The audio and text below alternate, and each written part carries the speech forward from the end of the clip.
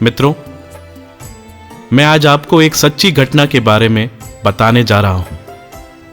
यह घटना फिलीपींस की है, जहां एक 8 साल का लड़का एक कैथलिक स्कूल में पढ़ता है, लेकिन वह कैथलिक नहीं बल्कि पेंतेकोस्त विश्वास में था।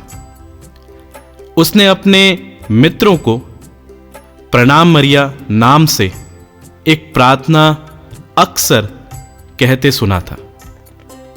जिस श्रद्धा भक्ति से वे लोग यह प्रार्थना करते थे, यह देखकर वह बहुत उत्साहित हो उठता था। उसने अपने दोस्तों से वह प्रार्थना लिखवा ली और वह भी उस प्रार्थना को सीखने लगा, बोलने लगा और उसका जप करने लगा।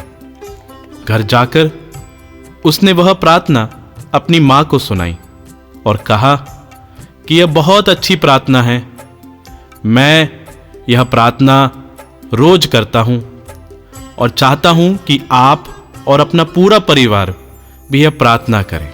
पर उसकी मां ने उसे मना किया और कहा, यह सब अंधविश्वास भरी प्रार्थनाएं हैं, यह मत बोला करो।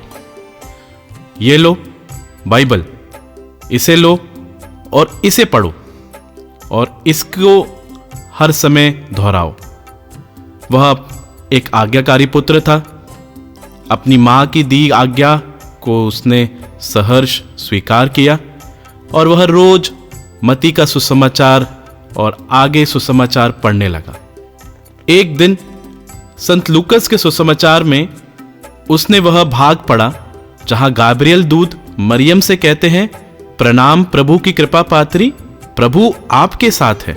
यह पढ़ते ही वह बहुत खुश हुआ। वह बाइबल लेकर अपनी मां के पास दौड़ा आया और बोला, मां देखो, यह प्रार्थना तो बाइबल में भी लिखी है। मां को यह अच्छा नहीं लगा।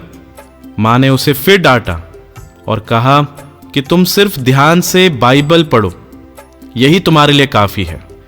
फिर एक दिन बाइबल पढ़ते समय उसे मरियम और एलिजाबेथ के मिलने का भाग पढ़ रहा था।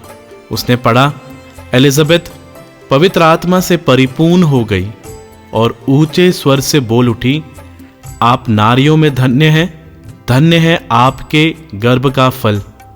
उसने सोचा, यह तो वही प्रार्थना का अंश है।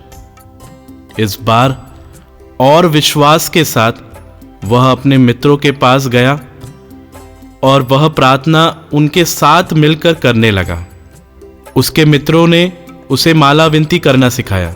अब वह हर दिन माला विनती करके मां मरियम की मध्यस्थता हर दिन अपने लिए और अपने परिवार के लिए मांगता रहा। कुछ साल बाद उसकी बड़ी बहन का बेटा अत्यंत बीमार हो गया। हर तरह का इलाज किया, कोई फायदा नहीं हुआ। जब उसने अपनी बहन से कहा, बहन हम यह प्रार्थना बोलकर माता मरियम से मध्यस्थता प्रार्थना करेंगे, बहन ने उसे डांटा और कहा, तुम यह अंधविश्वास में मत पड़ो। लेकिन उस लड़के ने जिद करते हुए अपनी दीदी से कहा, दीदी आपका बेटा ठीक हो जाएगा, वह चंगा हो जाएगा। दीदी ने बोला, तुम चाहे तो प्रार्थना करो, पर मैं इस प्रार्थना को तुम्हारे साथ नहीं बोलूंगी। फिर उस लड़के ने अपनी बहन से एक शर्त रखी, अगर हम पूरा परिवार मिलकर सिर्फ आखिरी बार 50 बार इस प्रार्थना को एक साथ मिलकर बोलेंगे तो जरूर मां मरियम की मध्यस्थता के द्वारा आपका बेटा चंगा हो जाएगा। अगर नहीं होता है तो मैं यह प्रार्थना बोलना छोड़ दूंगा। पर ध्यान रखना कि अगर इस प्रार्थना से आपका बेटा चंगा हो गया तो हम सब मिलकर रोज इस प्रार्थना को दोहराएंगे। उसकी बहन ने अपने घर के सब लोगों को बुलाया, उनको समझाया और इस शर्त के बारे में बताया। पूरा परिवार उस बच्चे की सलामती के लिए एक मत होकर प्रार्थना करने लगा। वे मिल मिलकर प्रणाम मरिया का जाप करने लगे। प्रार्थना के अंत में सबने देखा वह बच्चा जो गंभीर बीमारी से पीड़ित था मुस्कुराने लगा, बात करने लगा और धीरे धीरे ठीक हो गया। वह लड़का बहुत खुश हुआ और उसका पूरा परिवार हर रोज यह प्रार्थना करने लगा और बाद में वे कैथलिक बने। आगे चलकर वह लड़का पुरोहित बना और उसका नाम है फादर फ्रांसिस टकविल।